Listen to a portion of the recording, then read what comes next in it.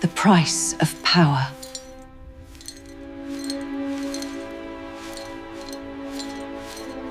It begins with a lie, so perfect, so carefully crafted, that England believed it, with closed eyes and open mouths, that Queen Elizabeth I was untouchable, eternal, and clean.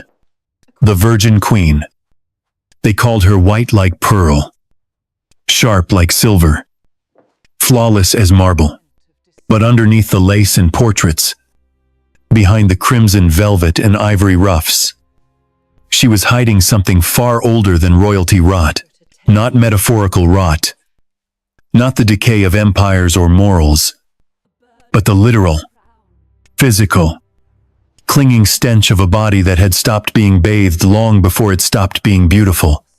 This was not a queen who glowed with health. This was a woman whose scent preceded her, lingered after her, and haunted those who stood too close. The year was 1559 when she took the throne. And from that moment on, she became less a woman and more an image. But images do not sweat. They do not bleed. And they certainly do not stink. Elizabeth did all three. And she covered them in powder and perfume, in ritual and silence, until the myth smelled sweeter than the truth.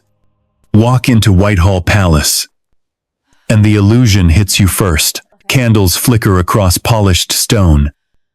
Musicians play in the distance. Courtiers laugh beneath tapestries embroidered with myth. But lean in, breathe deep, and the truth invades your senses. Layers of tallow smoke, velvet steeped in sweat, cloaks that have never seen water. And behind it all, something pungent and human. This was the palace of majesty. Yes, but also of meat, of mildew, and of musk. The Queen's court was a place where nothing was ever truly cleaned, only disguised. In the 16th century, water was mistrusted. Physicians warned that bathing opened the pores, let illness in, and drained the body of its vital humors. So Elizabeth, like her court, performed cleanliness instead of practicing it. Every morning began with vinegar rinses and rosewater wipes. Never a full bath. Never immersion. Her maids dipped cloths into bowls and dabbed her skin gently. Never scrubbing. Never truly cleaning. To touch her was to touch perfume, not flesh. In the 16th century, water was mistrusted. Physicians warned that bathing opened the pores, let illness in, and drained the body of its vital humors. So Elizabeth, like her court, performed cleanliness instead of practicing it. Every morning began with vinegar rinses and rosewater wipes. Never a full bath. Never immersion. Her maids dipped cloths into bowls and dabbed her skin gently. Never scrubbing. Never truly cleaning. To touch her was to touch perfume, not flesh. Her gowns were never washed, only brushed. Her wigs were never rinsed, only powdered. Her gloves were soaked in lavender, but carried the traces of every handshake, every meal, every fevered hour of governance. And at the center of it all sat Elizabeth, poised like a statue, masked like a corpse at a royal funeral, painted in lead and perfumed in desperation. Her body was a battlefield she could never retreat from. She rarely bathed, not out of laziness, but fear. Elizabeth adored sweets, candied violets, sugar-drenched almonds, spiced wines, but sugar was poison in disguise. And by the middle of her reign, her teeth were crumbling. She developed abscesses, infections, and eventually lost several teeth. Her breath soured. Diplomate noticed. Courtier flinched, but no one spoke of it aloud. They smiled, bowed, inhaled through handkerchiefs laced with citrus, and said nothing, because to acknowledge the smell was to pierce the veil of sovereignty. Elizabeth learned to speak less at close range. She pressed gloves to her lips, held pomanders near her face, and trained her courtiers to mimic her fragrant, distant, uncomfortably silent.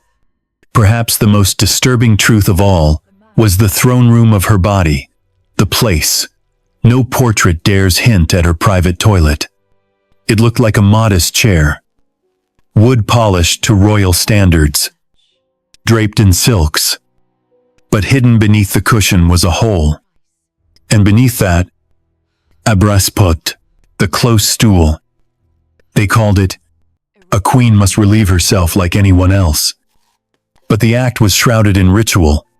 Attendants brought cloths soaked in rose vinegar. Bowls of herbs lined the room, but the smell remained.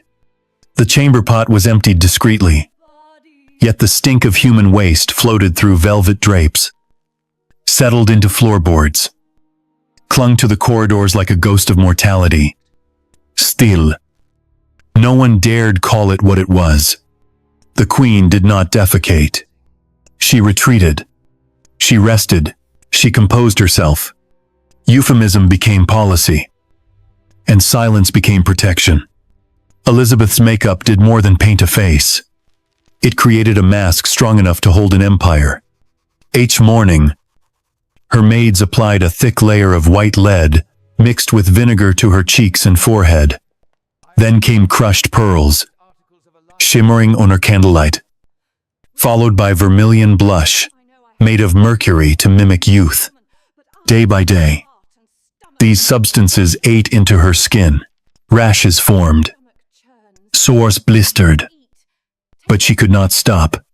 The more damage her skin suffered, the more she painted over it.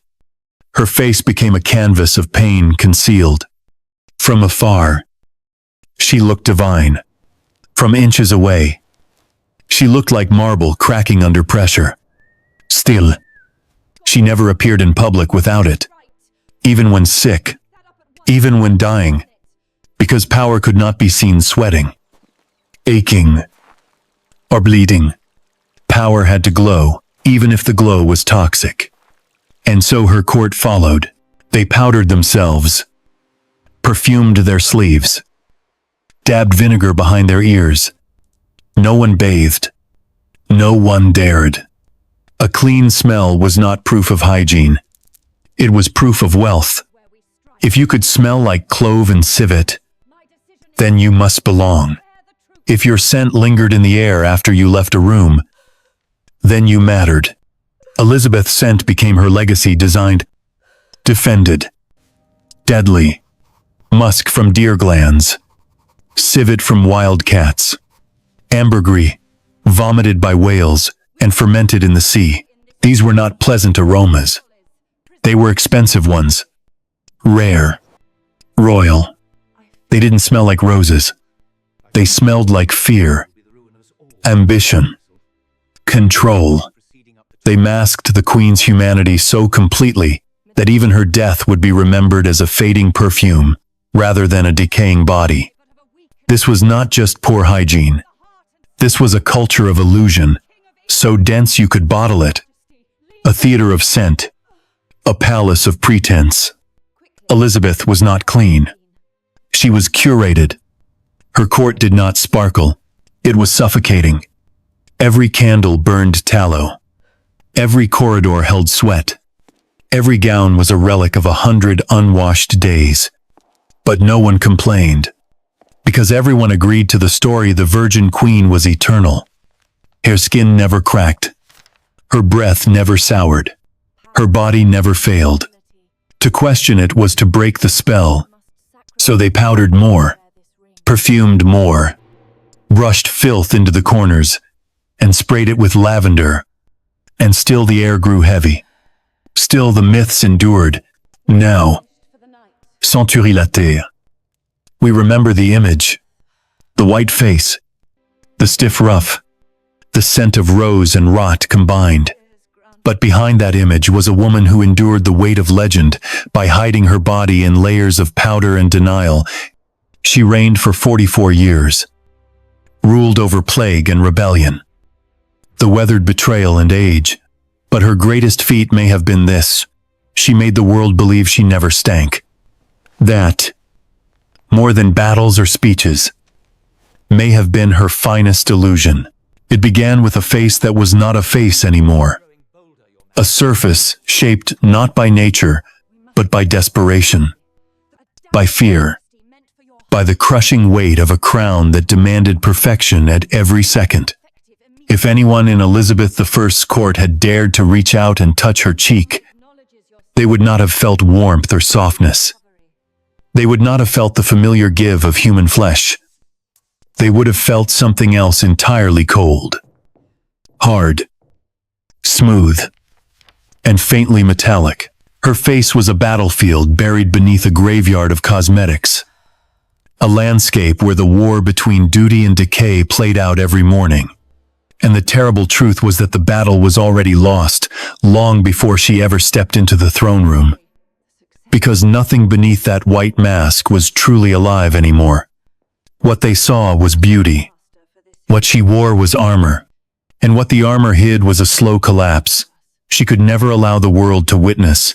The court whispered endlessly about her radiance, about how she seemed untouched by age, how her skin held the pallor of moonlight, how her features possessed the stillness of a painted saint.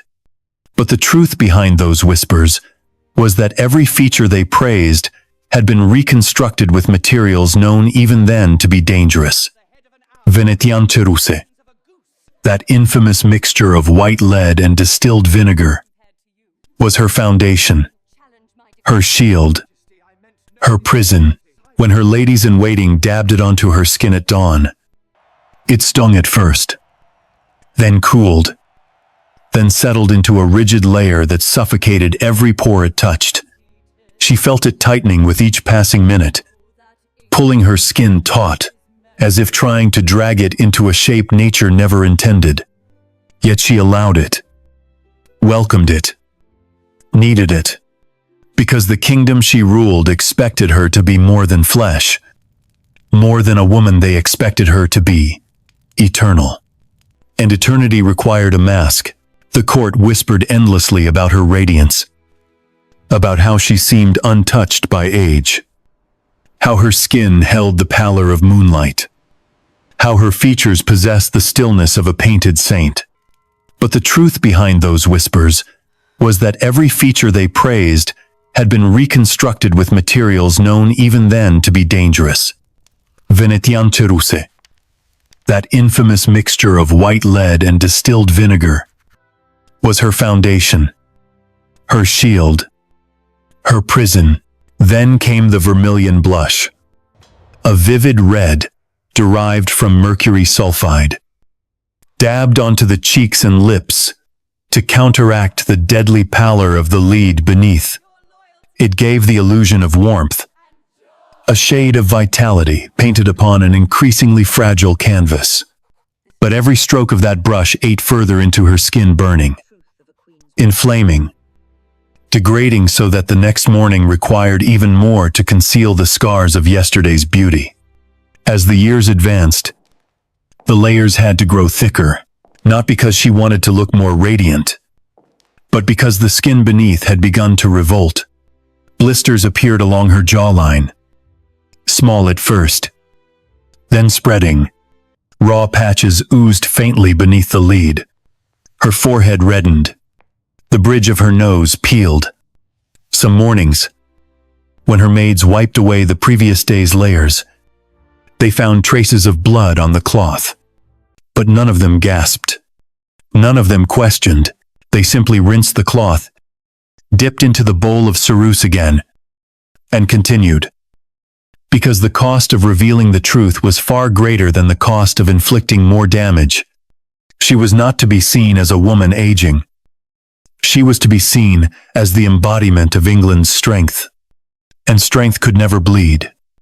Elizabeth learned, over the years, to keep her face as still as possible, If she laughed too openly, the makeup cracked along the lines of her cheeks.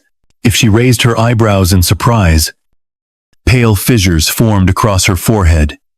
If she smiled too widely, the corners of her mouth threatened to split. So she trained herself out of exuberance, out of spontaneity, out of every human expression that might fracture the mask. She smiled with the corners of her eyes. She scowled with the angle of her head. She conveyed warmth by leaning forward, rather than by letting her features soften. The mask had become part of her, a second skin more durable than the one beneath. And she treated it with the reverence of a relic. Behind the mask, her mouth deteriorated in ways even her most faithful cosmetics could not fully disguise. Elizabeth adored sweets.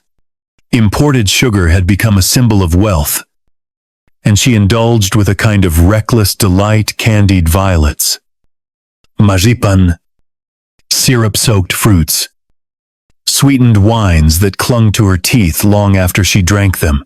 But sugar was a silent enemy, and it waged war on her gums and enamel with merciless precision. By the midpoint of her reign, her teeth had begun to blacken. Pain pulsed through her jaw at night, radiating to her temples. Some teeth loosened. Others cracked. Others fell out entirely. Her physicians attempted primitive treatments, wiping her gums with clove oil, packing cavities with wax, applying poultices of crushed herbs, grinding opium into a paste to dull the agony. Nothing helped for long. The infection spread. The pain deepened. And the breath that was the worst part, it grew sour, thick, almost putrid. The kind of scent that made courtiers lean back unknowingly when she leaned forward. But no one said a word. No ambassador mentioned the odor in their reports. No courtier dared gasp or step away. Instead, they bowed a little deeper, smiled a little more tightly, and breathed discreetly into perfumed handkerchiefs. To acknowledge the smell was to acknowledge the fallibility of the queen. And the queen could not fall. Elizabeth adapted quickly.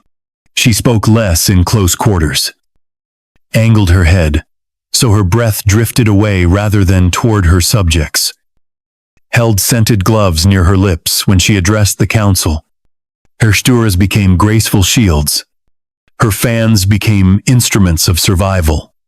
Every movement was orchestrated to preserve the illusion. Her portraits preserved that illusion too. They depicted her with flawless skin, a high, untroubled forehead, a firm jawline unmarked by time, lips gently closed in a serene, eternal smile. The artist knew the rules: no blemishes, no wrinkles, no sagging, no shadows of fatigue. If a painting contained even the faintest hint of realism, she rejected it. The final image must show not the woman, but the myth, the untouchable feminine embodiment of England's power. A portrait that revealed her true state would have been considered a political threat, a danger to national stability. So the painters wielded their brushes like diplomats, smoothing, idealizing, erasing. Yet the more perfectly she presented herself, the further she drifted from humanity. Her courtiers copied her relentlessly. The powdered faces, the perfumed gloves, the controlled expressions. They mimicked her small, contained smiles, and her habit of concealing her mouth with her hand when speaking. They inhaled the same scents she wore, layered themselves in musk and orange blossom, until the entire court smelled like a garden forced into full bloom in the middle of winter. They became reflections of her, carefully curated shadows, living inside an elaborate performance. Still, none of them matched the original. None of them bore the weight of maintaining an immortal image. None of them lived beneath a mask made of poison. The woman beneath the lead was aging. aching, deteriorating. But the queen above the lead was eternal. And so Elizabeth clung to the mask even as it consumed her. To remove it would be to reveal the wounds, the exhaustion, the rot. To reveal those things would be to invite doubt, and doubt, in a world ruled by men who waited eagerly for her to falter, could destroy her. So she endured.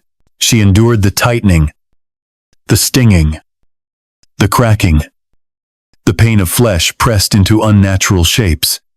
She endured the throbbing teeth, the infected gums, the bitter breath she tried to bury beneath costly perfumes. She endured the long mornings when her maids dabbed at bleeding patches of skin before repainting them with fresh layers of lead. She endured the silent nights when the mask came off, and her reflection reminded her that she was no longer the woman in the portraits, no longer the untouched maiden the world wanted her to be. But even then, she never allowed the mask to slip in public. She stepped into the light every morning with the face they expected, not the face she owned. In the end, her mask did more than hide her flaws. It devoured them. It devoured her skin, her health, her peace. It created an image so powerful that centuries later, most people still picture her with that ghostly white complexion, those thick red lips, those unblinking eyes framed in pearls. They remember the mask, not the woman beneath. They remember the legend, not the pain. And perhaps that is what she wanted. To be remembered as something greater than the human body she fought every day. To be remembered as an image polished, perfected, and preserved long after the flesh beneath had surrendered. It hung in silence, still and majestic, like a banner of power stitched from myths. But if you stepped close not to admire it, but to breathe, it would tell you everything you were never supposed to know. Not through thread, not through design, but through scent.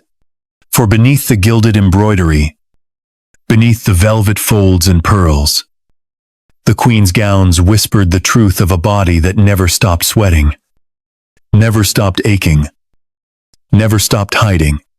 They smelled not of lavender. Not really. They smelled like something trying very hard to be lavender. Something that had embraced too many fevers, endured too many days, and soaked in too many silences. In the royal court of Elizabeth I, a gown was never just a garment. It was armor. It was performance. And it was a living archive of everything her body endured, but could never speak aloud. No one washed a queen's gown. No one even dared suggest it. Water, to the Elizabethan mind, was more danger than remedy. It stained. It warped. It frayed the seams and bled the dyes. And besides, washing was for peasants, for laundry, women, and sick beds. Royalty didn't scrub. Royalty disguised. The queen had over 100 gowns, many threaded with gold, many weighing more than a man's armor, each tailored to perfection, each reeking quietly of use. They were brushed. Yes, they were beaten gently with paddles. They were aired near windows, hung above basins of vinegar, tucked with sprigs of thyme and rosemary, but they were never soaked. They were never stripped of their scent, because that scent, like her image, was curated. Every morning, while Elizabeth sat at her mirror being reconstructed, her face repainted, her hair arranged, another ritual was unfolding just a few feet away. Her wardrobe attendants turned the gown from yesterday inside out. They brushed the seams where sweat had collected under her arms, where the bodice had pressed against her chest through hours of court ceremony. They shook the dust from the hems, flicked dried rose petals from the folds, and inspected the embroidered cuffs for stains that could be hidden beneath a well-placed brooch. And if the gown smelled too strongly of illness or effort, it was not cleaned. It was rotated out. It would disappear into storage, left to sleep for a season or two, until its scent faded enough to be tolerated once again. The gowns were lined with sachets, little bundles of crushed herbs sewn into sleeves, corsets, and hems. Lavender, orris root, clove, bergamot. These weren't meant to smell lovely. They were meant to compete, to do battle with what lay beneath.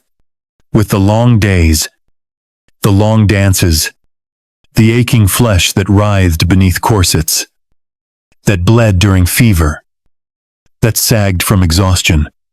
Every layer of fabric was a denial. Every stitch whispered a story no one dared say aloud. This isn't sweat. It said, this is saffron. This isn't decay. This is musk.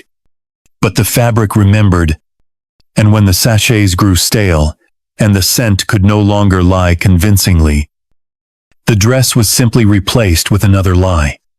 The queen's favorites were worn often, sometimes for days at a time, not consecutively, but repeatedly, because they fit well, because they held her posture, because they helped her endure. But these gowns bore the cost. They carried the memory of every negotiation, every sermon, every slow-motion collapse behind closed doors. One gown, with silver trim and a collar high enough to frame her entire face. It was rumored to have been worn during a council meeting where she stood for 6 hours straight, despite a splitting fever. Another, trimmed with pearls, was said to still carry the scent of the clove poultice, pressed to her temple as she tried to appear invincible in the face of betrayal. They shook the dust from the hems, flicked dried rose petals from the folds, and inspected the embroidered cuffs for stains that could be hidden beneath a well-placed brooch. And if the gown smelled too strongly of illness or effort, it was not cleaned. It was rotated out. It would disappear into storage, left to sleep for a season or two, until its scent faded enough to be tolerated once again. And they kept secrets with the same discipline they kept time. The queen, for her part, never pretended her gowns were clean. She simply made sure they were convincing. And in her world, illusion was far more valuable than soap. The velvet absorbed everything, not just scent, but feeling, stress, rage, triumph, despair. It all clung to the lining.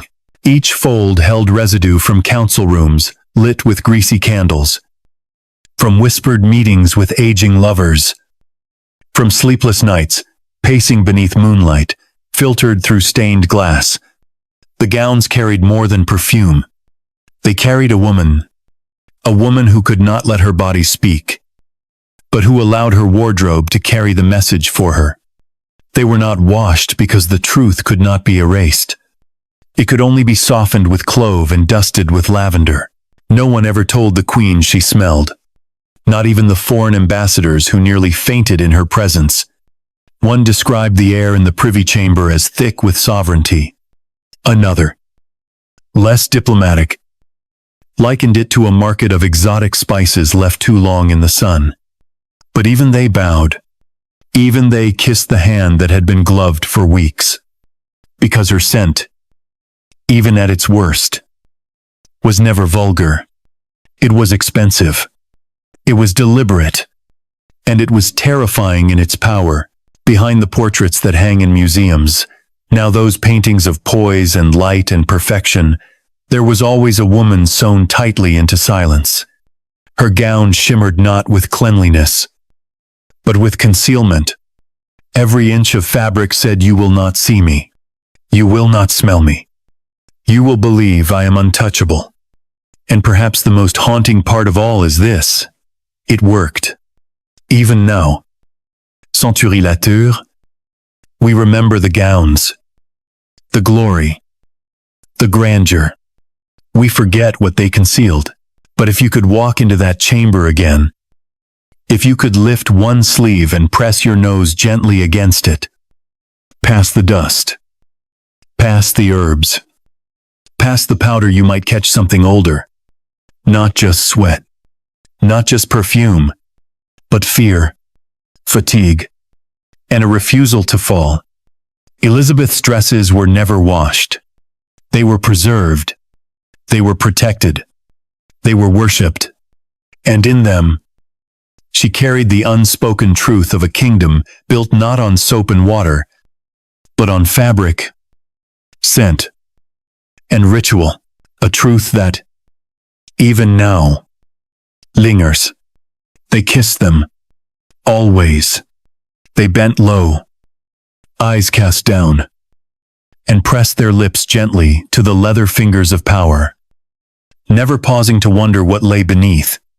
Because beneath those gloves, those delicate perfumed, embroidered gloves that graced every audience, every dance, every decree, were hands that had not known soap in weeks, hands that had not been scoured, only dabbed, hands that bore the scent of lavender and civet.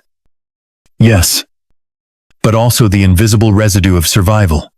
For Queen Elizabeth I, the glove was never a mere accessory. It was a mask for the touch, a shield against proximity, a boundary woven from silk and musk, and the desperate need to remain untouched. Elizabeth's gloves were sacred, not in the way religious relics are sacred, but in the way that myth must be protected at all costs. They were soft, often made of kid leather or silk, sometimes lined with fur or velvet in colder months, and always saturated with scent. They reeked of violet, rose, bergamot, ambergris, whatever concoction the court's perfumer had brewed to outmatch the air. The scent wasn't subtle. It didn't whisper. It announced her, lingered after her, and clung to courtiers long after the queen had moved on. Her gloves were her handshake, her weapon, her perfume bottle, her fortress. Each pair served a different purpose. There were the formal gloves, stiff with embroidery, laced at the wrists and stitched with silver thread, worn for court appearances and state audiences. These were the gloves that foreign dignitaries kissed delicately, reverently, never imagining they were pressing their lips to fabric that had absorbed the scent of meals, of stress, of long hours gripping the arms of her throne. Then there were the lighter pairs, worn during private walks or council meetings, softened with oils to allow her to write, to gesture, to command with a flick of the wrist. Some gloves were so heavily perfumed that their scent outlasted their stitching. When they tore, they were not mended. They were replaced. But the gloves were only the surface. Underneath was the part no one wanted to imagine: the skin. Skin that cracked in winter, that grew slick in summer, that bore the tension of command and the fragility of illness. Her hands were not soft. They were worked by ink, by pressure, by ritual, and they were never washed in the way we understand it. No soap, no scrubbing. Instead, there was rosewater, there was vinegar, there was a damp linen cloth, passed over the palms like a blessing, not to remove, but to veil, to restore illusion. In her private chamber, a basin was set near her writing desk. A servant would pour warmed vinegar into it, sometimes mixed with thyme or crushed clove. Elizabeth would dip her fingers in, lift them out, and pat them dry with a cloth so embroidered it resembled a tapestry. This was cleanliness, court style. This was the illusion of purity. It wasn't about hygiene. It was about scent. A queen's hand must never offend. It must waft. It must distract. It must silence suspicion with sweetness. There was no expectation that her hands would be clean by modern standards. In fact, to be seen scrubbing oneself like a washerwoman would have been scandalous. Cleanliness had to look effortless, like virtue, like divina grace. And so, her gloves took on the burden. They absorbed what she could not remove. They held the scent, the stain, the weight. They were changed often, sometimes daily, depending on the weather, the occasion, the mood. And yet, even with this rotation, they carried more than perfume. They carried memory. Servants who handled them noticed patterns. Which gloves were worn when her mood turned sharp? Which ones had a faint scent of camphor, the sign of a headache? Which pairs were sent for re-perfuming more often? Because the smell of anxiety was harder to bury than the scent of cloves. But they said nothing. They folded them carefully. They packed them in boxes lined with mint leaves. They brushed them with soft cloth and turned their eyes away when the leather began to stiffen from too much residue. Because to comment was to draw attention to what everyone agreed not to see, that the Queen was human. And humanity, in Elizabeth's court, was the one smell she could never afford. Even in illness, even in grief, she wore her gloves. When her teeth ached so violently, she could not eat. She kept her gloves on at the table. When her body weakened with age, when her skin bruised from corset laces, when her fingers trembled from fatigue still, the gloves remained. She gestured with them, pointed with them, even clutched her temples with them in private moments. They became part of her performance. The audience never saw her hands. They saw a symbol, something polished, perfumed, prepared, and her court followed suit. Nobles began to perfume their gloves, to mimic her scent. And if she ever winced, if her face twisted in discomfort, the ladies simply turned their heads, not because they didn't care, but because they understood the rule: the body must never betray the crown. The stool itself was kept as clean as it could be, washed with vinegar, scrubbed with herbs, wiped down with cloth that smelled more of politics than sanitation. But the pot beneath it, what it held, told another story. It carried not just the Queen's waste, but her hours, her moods, her pain. Each one, a boundary between the body and the world. Each one, a silence no one dared disturb. Because to feel the warmth of her palm was to come too close. To smell the truth beneath the violet was to risk the entire illusion collapsing. So she wore them. Always. Even when alone. Even when dying. Perhaps the saddest thing is this: there may have been moments, quiet, curtain-drawn moments, when she longed to remove them. To feel air against her skin. To dip her hands fully into warm water. To rub until the scent of history lifted. Even just for a moment. But she never did. She couldn't. The image came first. So they kissed her gloves. They praised her scent. And they never wondered what it cost. It sat quietly in the corner of her private chamber. Modest in appearance. Its wooden legs polished to a royal shine. Its cushion plumped and stitched with delicate care. At first glance, it looked like any other chair, perhaps for reading, perhaps for resting, but the truth sat hidden just beneath the seat, a round hole cut into the wood. And beneath that, a brass or pewter chamber pot. It was the Queen's toilet. But no one called it that. Not aloud. Not in the presence of royalty. In courtly language, it was her close stool. A term crafted to keep the body and its functions comfortably wrapped in euphemism. It was not a place for elimination. It was a site for discretion, ritual, and unspoken rules. Because even the Virgin Queen, cloaked in perfumes and myth, still had to do what all bodies do. And that truth, though unavoidable, had to be masked at every level, especially by scent. There was no plumbing at Whitehall, no system of drains, no running water, no marble-clad privies flushed with hidden levers. Wasta did not vanish. It sat. It lingered. It waited to be carried out by servants so trusted and silent, they may as well have been ghosts. These attendants did not speak, unless spoken to. They did not look the queen in the eye. They bowed, lifted, pour, wiped, and vanished, all without a word.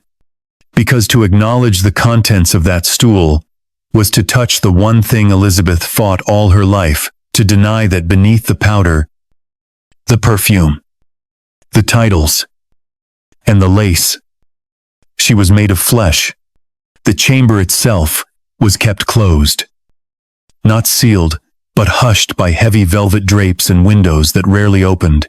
The air didn't move so much as settle, curling thick and still around the stone walls. It was treated like a holy space, not because of what it was, but because of who used it. Bundles of dried herbs were hung from hooks. Scented orange peels were left on wide saucers to sour gently, their sharpness cutting the edge of what rose from below. Bowls of crushed lavender and vinegar were placed near the door. On certain days, when the warmth of the sun pressed hard against the palace roof, someone would walk slowly through with a censer, swinging trails of fragrant smoke through the stillness. But none of it lasted long. The room always reclaimed its truth, because no amount of perfume can completely silence the body. Elizabeth never went alone. She was always accompanied by at least one lady in waiting, sometimes two, women whose loyalty was measured not just by their silence, but by their ability to endure. These were not moments of intimacy. They were moments of practiced grace. Robes were lifted with precision. Towels were folded and held just so. Bowls were presented, never clattered. Every gesture was designed to uphold dignity, to maintain the fiction that even here, in this most human of moments, the queen remained untouchable. And if she ever winced, if her face twisted in discomfort, the ladies simply turned their heads, not because they didn't care, but because they understood the rule: the body must never betray the crown. The stool itself was kept as clean as it could be, washed with vinegar, scrubbed with herbs, wiped down with cloth that smelled more of politics than sanitation. But the pot beneath it, what it held, told another story. It carried not just the queen's waste, but her hours, her moods, her pain, the aftermath of too much candied fruit, of a dinner she forced herself to sit through with aching gums and a clenched jaw.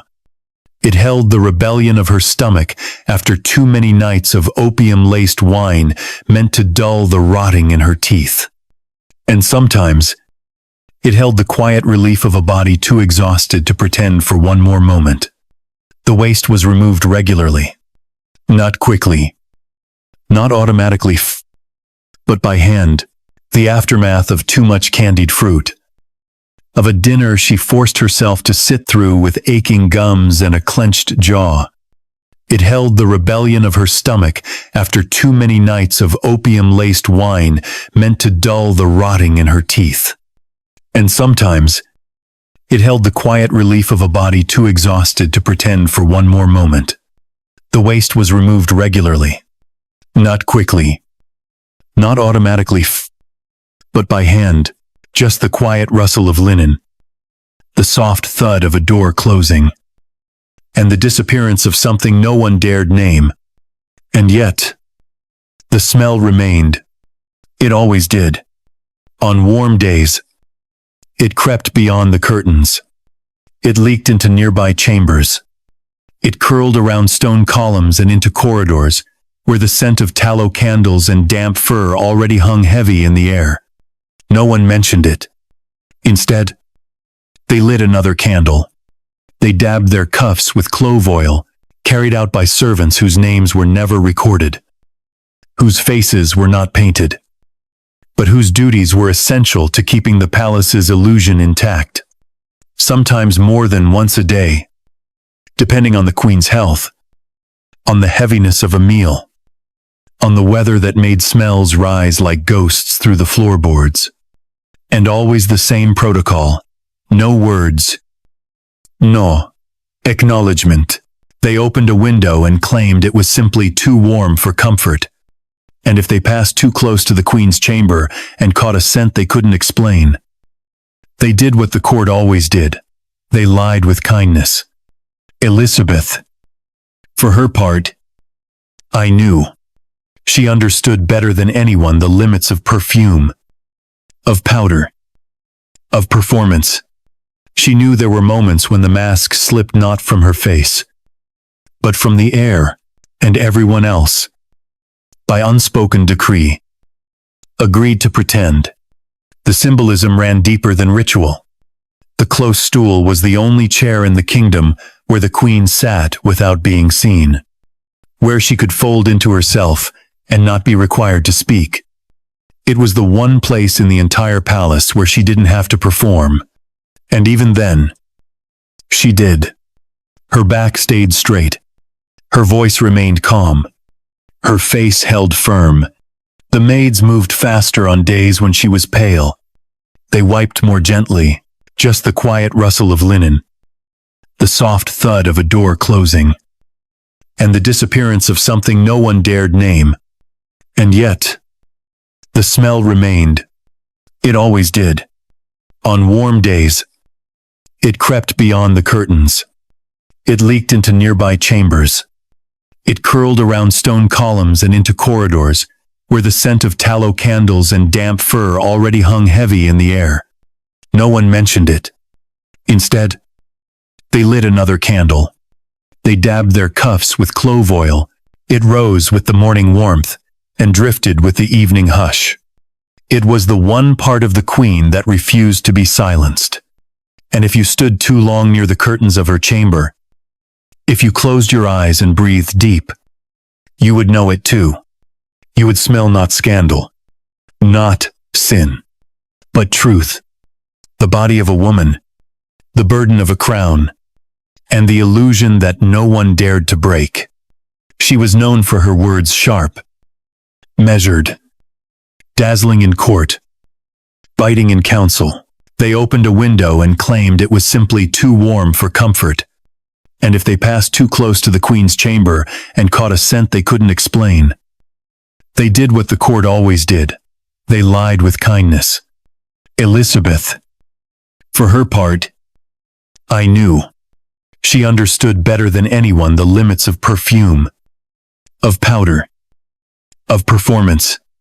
She knew there were moments when the mask slipped not from her face, but from the air. But by the final decades of her reign, the most powerful part of Queen Elizabeth, the First's mouth, was not what came out of it. It was what it tried, desperately, to conceal. For behind the perfect line of red vermilion lips, behind the flattering portraits and well-timed silences, lay a mouth in decay. Not poetic decay, not metaphor, real, living rot, blackened enamel, swangums, and breath so sour it made the air in courtrooms tilt sideways, and everyone else, by unspoken decree, agreed to pretend. The symbolism ran deeper than ritual.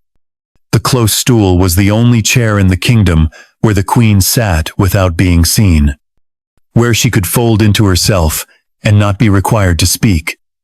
It was the one place in the entire palace where she didn't have to perform.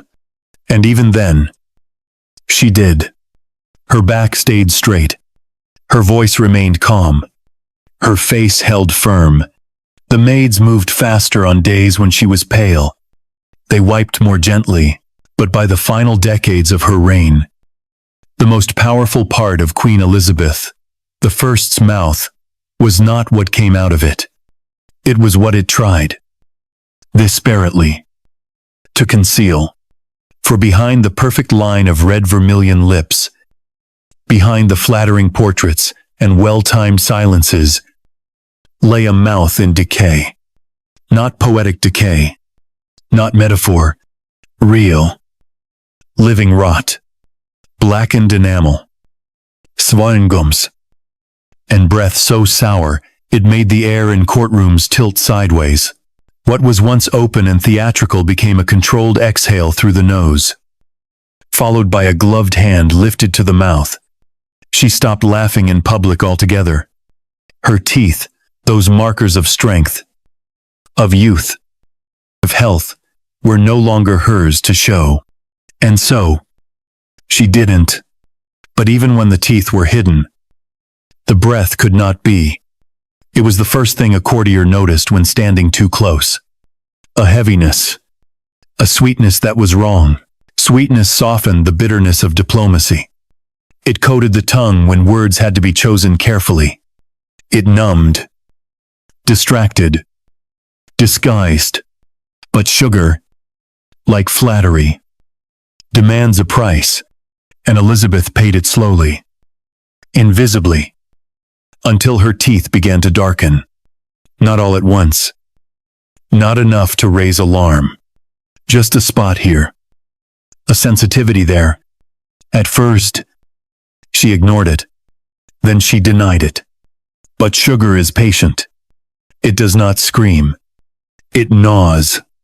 And soon, her molars ached. Of course they did. The nose never lies. But the court had long since agreed upon a silence that protected the illusion. They spoke in metaphors. She seems tired. The queen is unwell today.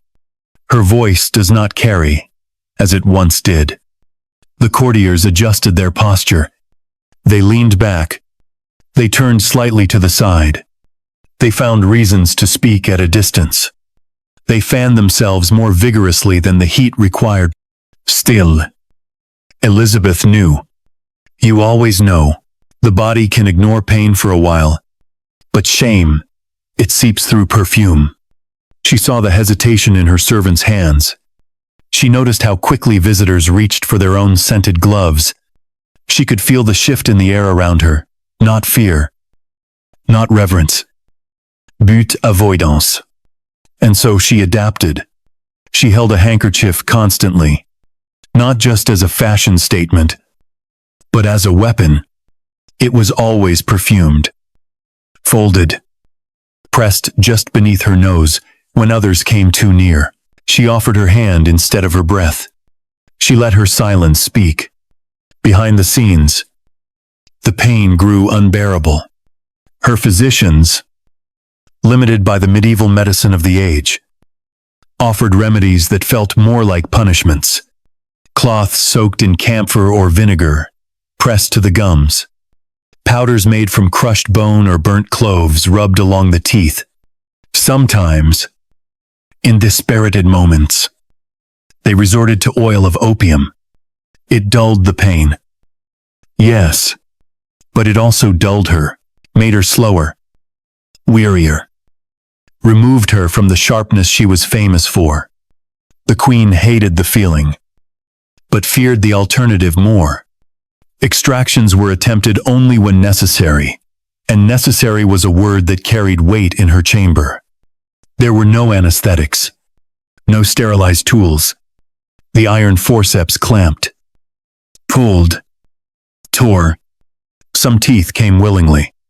Others shattered, to pretend, in their own way, that they were as untouchable as she was. Gloves became political. To remove one was intimate. To kiss one was sacred. To smell one was to remember her. There were whispers that some ambassadors kept the gloves they kissed, pressing them into books like flowers. Not for romance, but for status. A trace of her scent meant proof of her favor. But scent, like power. Fathers. And so the court chased it, reapplying, refreshing, masking. They filled the halls with even more incense, more citrus. The queen's gloves were replaced with greater frequency. Her fans grew larger, her audiences shorter. The court moved at a pace defined not by etiquette, but by the unspoken need to avoid proximity. And yet, it never reached the surface. The myth held. Elizabeth's portraits continued to show her glowing. Her poets continued to describe her as radiant, luminous, celestial. No one painted the sagging corners of her mouth. No one wrote of the way she spoke less, nodded more, chewed slowly or not at all.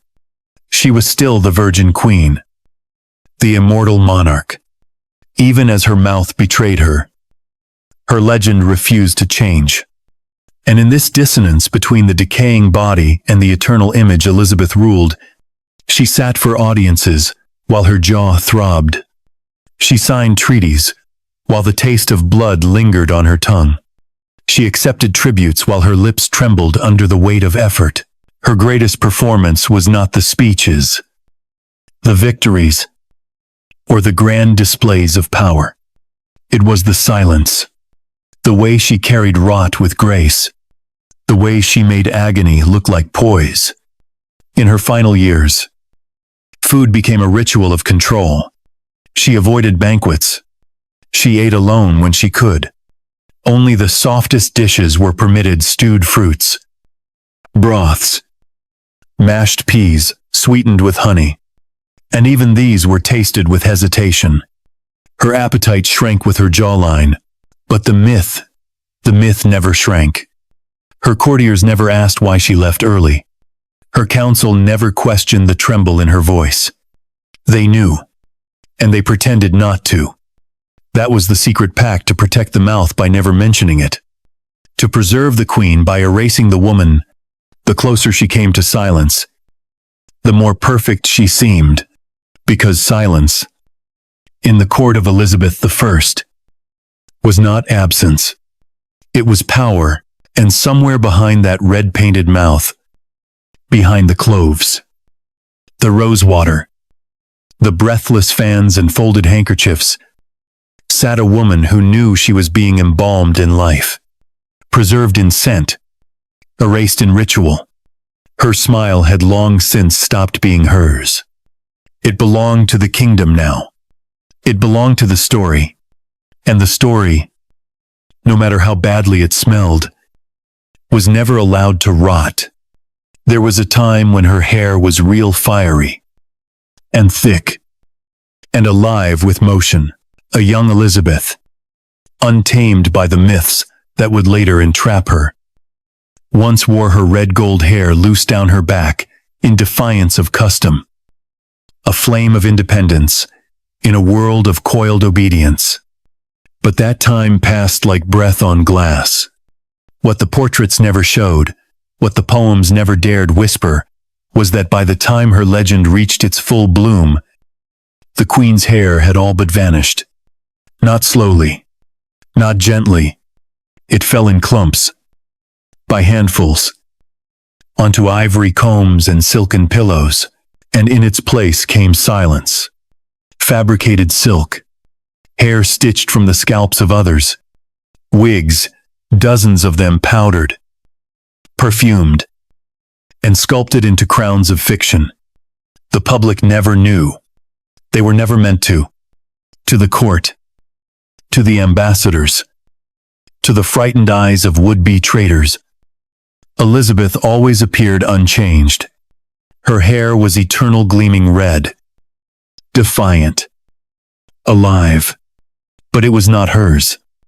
It was made, built, pinned into place with such precision that even the wind could not undo it. Beneath the stiff curls and elaborate coils was a scalp pale as bone, often tender, sometimes blistered from the constant rubbing of lead powders and vinegar rinses, and beneath that scalp was a mind still as sharp as ever, but growing ever more anxious to preserve the only illusion that truly mattered, that the queen could not decay. Each wig was a monument to denial. They were not simply worn, they were ritualistically installed. The process took hours. Her head was first dabbed with rosewater to ease the irritation. Then came a thin silk cap, a barrier between her skin and the pins. Over that, her ladies arranged the wig, one of over 80 in her possession, each styled to match the occasion.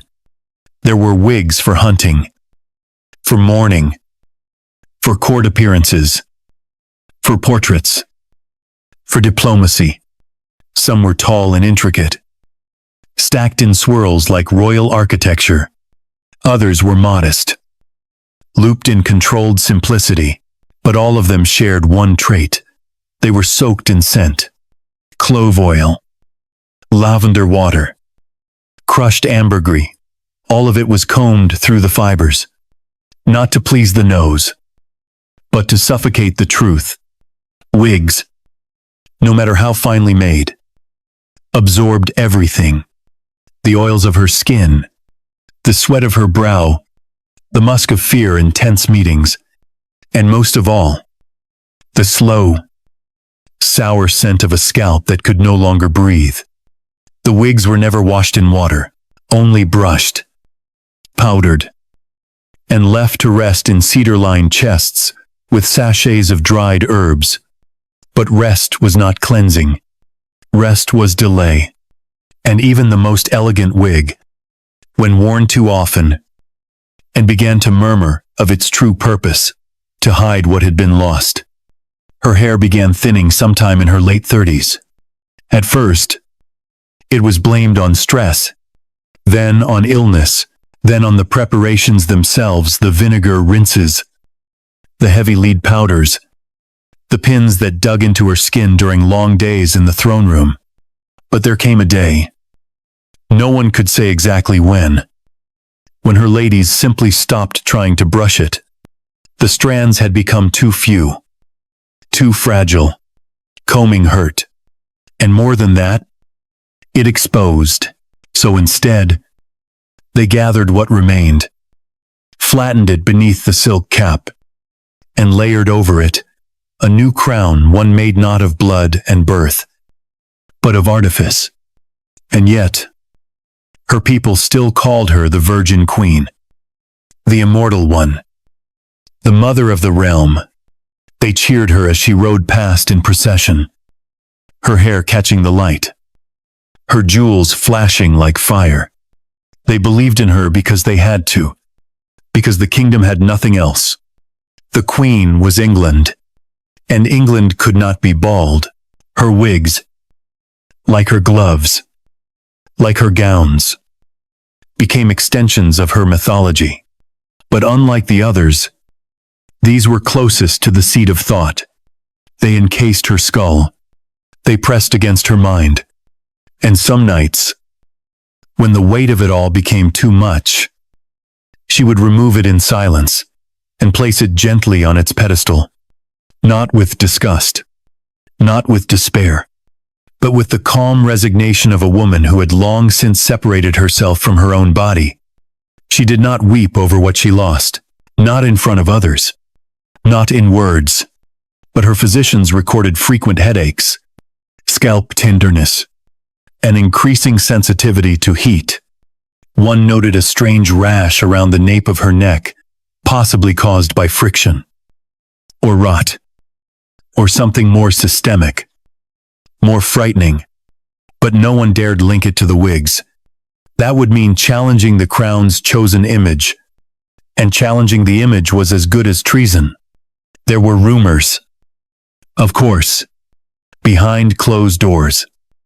Whispers that the Queen's wig once slipped during a gale and was caught midair by a stunned page, that she had screamed in private upon seeing herself bare-scalped in the mirror, that she'd burned the hairbrush that once pulled the last living strand from her head. But these were court stories, half truth, half need. What mattered more was that every morning, without fail, she emerged with her crown of hair intact. And when she did, no one looked too closely. They admired the jewels woven into the curls. They praised the color, the shine, the craftsmanship. They bowed low and said nothing of the way the edges no longer quite matched her skin, or how the scent grew stronger as the day wore on. Because her hair was not about realism. It was about rain. And perhaps the most tragic thing was this: she knew. Elizabeth knew better than anyone that she was walking further each day into an embalmed existence, that every powder, every perfume, every pinned curl was not just decoration, it was defiance. Her body was betraying her. But she would not go quietly. She would not let the world see a queen undone by time. So she wore her wigs higher, heavier, bolder, as if by sheer force of will, she could stop the clock. But time has no loyalty. Not even to monarchs. The scalp beneath those wigs grew thinner. The weight grew heavier. The temples ached more with each new crown. Still, she endured, because what was the alternative? To let them see her, to let them glimpse what the throne had cost. Never. And so the wigs remained. Her second skin. Her final defense. They outlasted lovers. They outlasted rivals. They outlasted her. Some, it's said, were buried with her. Others were burned. A few were preserved, locked away as relics in noble households. Never displayed. Always hidden. Because even now, even century later, the lie still breathes in the curls. We remember the hair, but not the head beneath it. And perhaps that's exactly how she wanted it. It was not the throne room that defined her reign, not the grand processions, nor the jeweled speeches delivered to thundering applause. No, what truly held the empire together was a chamber tucked deep inside the palace, behind curtains that never parted fully, where the light bent differently and the silence carried weight. This was where the queen dressed, undressed, painted, powdered, and masked herself. This was where the air itself had become a living thing, thick, sweet, and strangely suffocating. The privy chamber, her inner sanctum, her battlefield. The room smelled alive. Not fresh, not clean, but alive. It was a layering of centuries of human fear and theatrical triumph of clove and ambergris, lavender and musk, orris root crushed into dust, wine spilled onto stone, and the acrid edge of vinegar meant to cover the rot. It was a place where breath didn't travel easily, where courtiers stepped in with subtle dread, not because the queen was cruel, but because they feared they might see something they weren't meant to: the mask slipping and the powder flaking, the truth exhaling. It wasn't just the queen who performed here. The walls did too. The tapestries, the rugs, the cushions, all of them steeped in scent. All of them carrying a burden, no one named. No window opened fully. Not anymore. The drafts played tricks with her wigs. They stirred her gowns in ways that made her look fragile, unbalanced. And worse, they let the world in: the cold, the wet, the unperfumed world. So the room stayed sealed. The only movement came from her attendants, and from the great bronze censer that swung slowly in the corner, coughing clouds of perfumed smoke into the air, day and night. Its chains creaked when it moved. Its belly glowed with incense and coals. It never rested. It masked what it could, but not even that sacred smoke could hide everything. Some days, the queen's skin could not bear the paint. Her face would pulse red beneath the lead. The sores wept beneath the pearl powder. Her cheeks blistered at the touch of a brush. And still, She endured it. Because outside that chamber waited ambassadors, soldiers, bishops, traitors. They weren't coming to meet a woman. They were coming to meet England itself. Incarnate.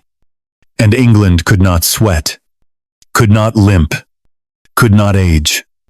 Her mates moved like dancers, practiced in silence. Their steps rehearsed. They knew where to stand to catch her shadow. They knew how to kneel without creaking their knees. They knew when to offer the scented glove and when to step back and vanish. One stirred the coals. Another ground fresh powder. A third gently held the queen's jaw as lead paste was applied. Careful not to press too hard. Because sometimes, under the chin, her skin cracked. And once, after an audience with the French ambassador, it blew. No one spoke of that day. The blood was wiped. The makeup reapplied. The illusion unbroken. There was a mirror. But the queen rarely looked directly into it anymore. She studied it sideways. She saw enough to approve the construction. Never enough to confront the damage. The mirror, like everything else in the room, lied for her. It was angled carefully. Lit just right. Cleaned obsessively not to reflect reality, but to preserve myth. And everyone in that chamber knew the myth was more important than the monarch. The scent of the room changed with the queen's mood. When she was furious, the air turned sharp. Rosemary, myrrh, vinegar. When she was grieving, it thickened with rose and cloves. When she was in pain, and she was often in pain, it was all of it at once, layered so heavily that visitors left lightheaded, dazed, uncertain of what they had just experienced. They blamed the incense. They blamed the heat. But what they were truly experiencing was the weight of illusion. An atmosphere so carefully crafted it felt holy or haunted.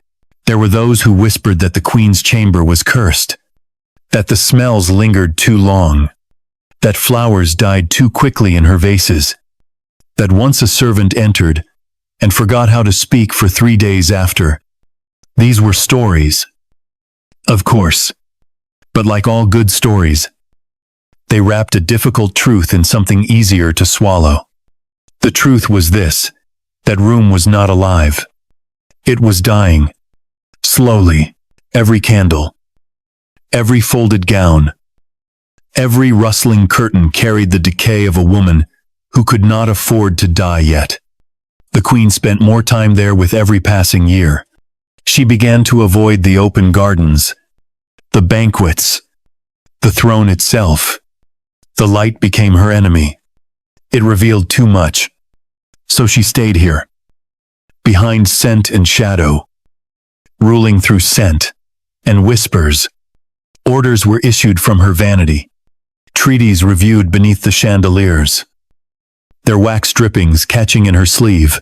She met her counsel with her back to the window, her face in semi-profile, her hand always gloved.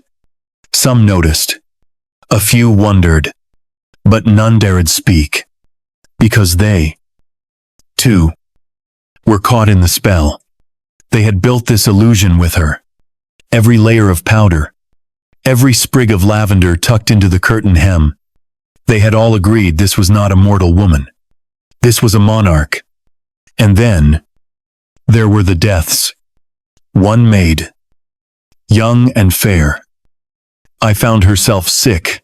After weeks in the chamber, another developed strange sores on her hands, likely from mixing the lead creams. A perfumer collapsed after accidentally inhaling too much ambergris mixed with vinegar and crushed wormwood. No autopsies were performed. No conclusions drawn. They were replaced. Quietly. The room remained. The rituals continued. Because the queen still needed to shine. No one ever questioned whether the air itself was killing them.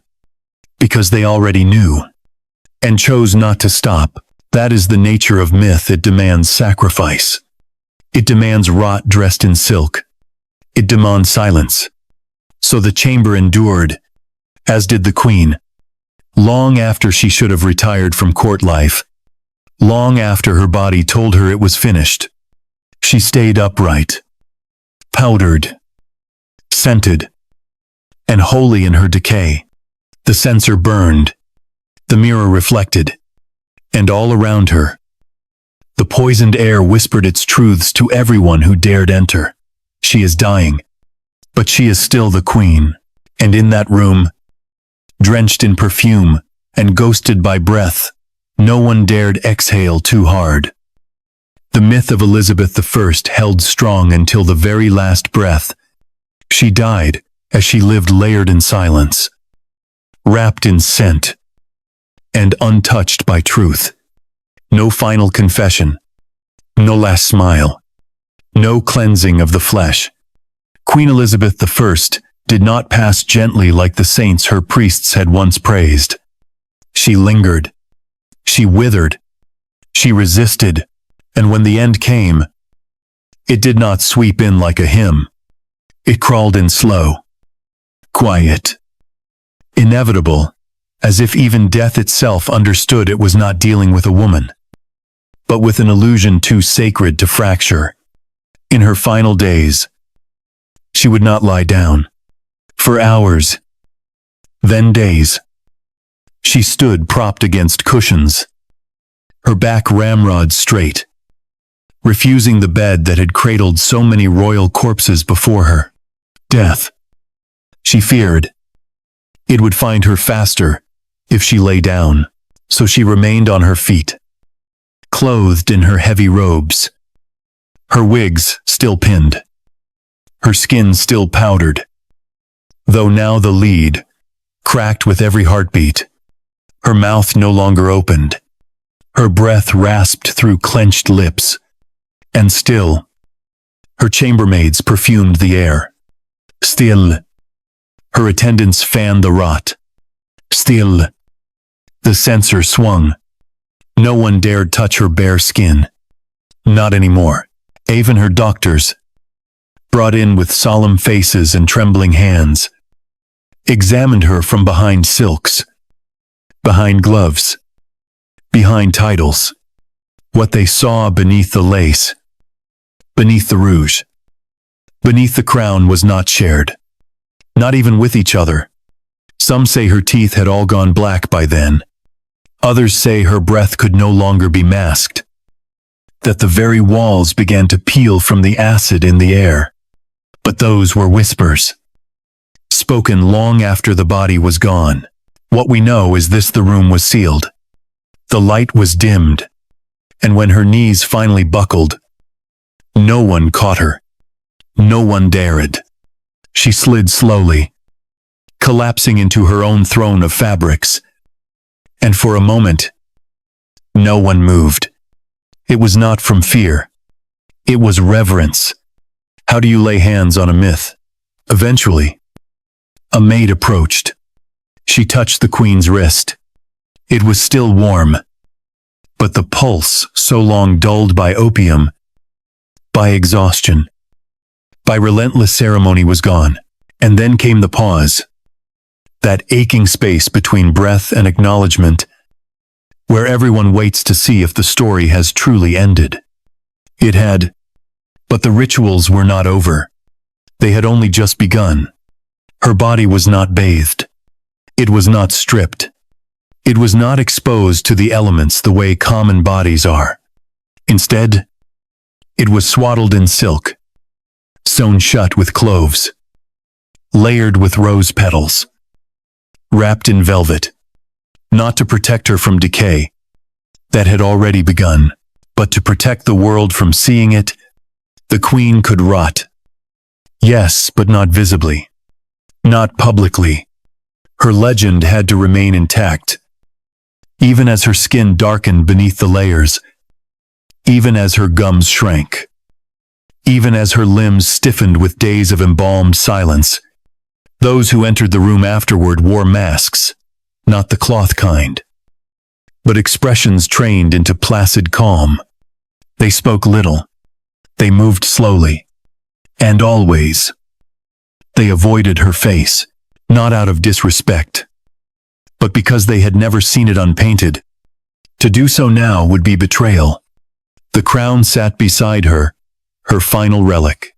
It, too, bore her scent. Not metaphorically. Literally. The lining of the velvet was soaked with oils she had worn for decades. Ambergris, civet, bergamot. When lifted, it still breathed hair. And when it was finally placed on a cushion to be presented to her successor, some said the scent clung to the air like warning, like memory. The chamber was locked. The windows were opened at last. And the wind rushed in like grief. For the first time in years, the scent of the outside world entered the queen's domain. It smelled of soil, of cold rain, of something alive. It startled the courtiers, who had forgotten such things existed. The flowers in the room began to sag. The perfumes faded. The candles sputtered. And somewhere, beneath it all, her body began the final work of collapse. They buried her in silence. The funeral was grand, but distant. No one mentioned her teeth. No one described her skin. No one spoke of the wigs, or the lead, or the rot. They spoke of her greatness, of her mind, of the golden age. They spoke as if she had already become marble. And in a way, she had. What lay in the coffin was not Elizabeth. It was a masterpiece of denial. And yet, the scent lingered. In the halls where she once walked. The tapestries held it. In the gloves she once wore. Packed carefully in cedar boxes. The musk endured. In the letters she touched. The pressed wax still breathed faintly of civet. The myth was gone. But the perfume remained. As if her soul had evaporated not upward, but outward into every object. Every room, every memory, even now, when scholars lean over her portraits, when they step into the chapel where she sleeps beneath stone, they sometimes say the air shifts, that there is something floral, something bitter, something warm. They smile, they laugh, they call it imagination, but perhaps it is her final revenge. That she could not be touched in life, that she could not be unmasked in death, that even centuries later, we are still breathing her in.